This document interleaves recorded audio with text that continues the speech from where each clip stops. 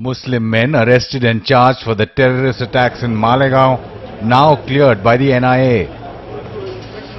Tariq Dar, a Kashmiri model, caught and then released. Some of the examples of what the government claims is behind the Home Minister's directive to states. Sushil Kumar Shinde has written asking them to be extra careful with young Muslim youth.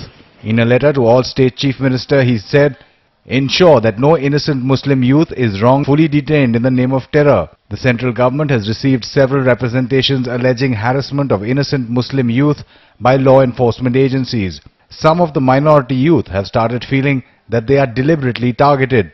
Strict and prompt action against erring police officers where any member of the minority community is wrongfully arrested.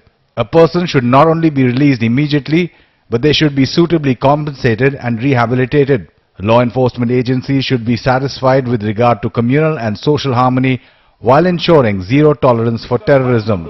The issue is not new. The Rajya Sabha had debated it, the Samajwadi Party and the left have raised it, and more recently, in fact, the Minorities Minister has voiced his concern against what he said was the targeting of youth simply because they belong to a certain community. While it is a fact that several young innocent Muslim boys have been arrested, some charged and some even sentenced for crimes they have not done, the Union Home Minister taking up the case for a particular community instead of all those innocent people behind bars raises eyebrows. And politically speaking, it is like showing a red flag to the opposition. हम कहते हैं इसको तुरंत वापस लेना चाहिए और देशवासियों से माफी मांगना चाहिए.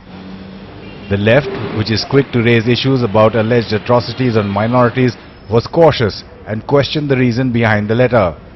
My party does not approve the appeasement, vote bank politics or appeasement by either the Congress party or the BJP. A week ago, the Union Home Minister released a first-of-its-kind list detailing the number of Hindus and Muslims that had died in communal conflicts, even detailing the properties they had lost in similar communal violence.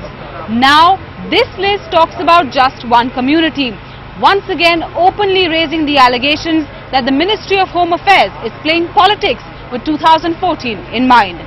In New Delhi with Chudhi Ranjan Sen, Ketki Angre for NDTV.